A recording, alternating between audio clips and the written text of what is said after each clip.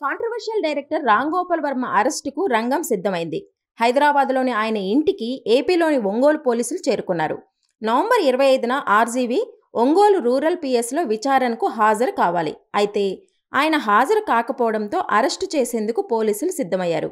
AP assembly ఎన్నికలకు ముందు వ్యూహం సినిమా ప్రమోషన్స్లో భాగంగా టీడీపీ అధినేత చంద్రబాబు, జనసేన అధ్యక్షుడు పవన్ కళ్యాణ్ వ్యక్తిత్వాలను కించపరిచేలా సోషల్ మీడియాలో రామ్ గోపాల్ వర్మ పోస్టులు పెట్టారని ప్రకాశం జిల్లా మద్దిపాడు మండల టీడీపీ కార్యదర్శి రామలింగయ్య 10 రోజుల క్రితం పోలీసులకు ఫిర్యాదు చేశారు. దాని ఆధారంగా పోలీసులు వర్మపై కేసు నమోదు చేశారు. ఈ కేసులో అరెస్టు నుంచి రక్షణ కల్పించాలంటూ ఆర్జీవీ ఏపీ హైకోర్టును కూడా ఆశ్రయించారు. కానీ అరెస్టు నుంచి రక్షణ కల్పించలేమని న్యాయస్థానం స్పష్టం చేసింది. దీంతో తనకు 4 రోజుల సమయం కావాలంటూ రామ్ గోపాల్ వర్మ ఈ నెల 19న వాట్సాప్లో ఒంగోలు పోలీసులకు సమాచారం పంపారు.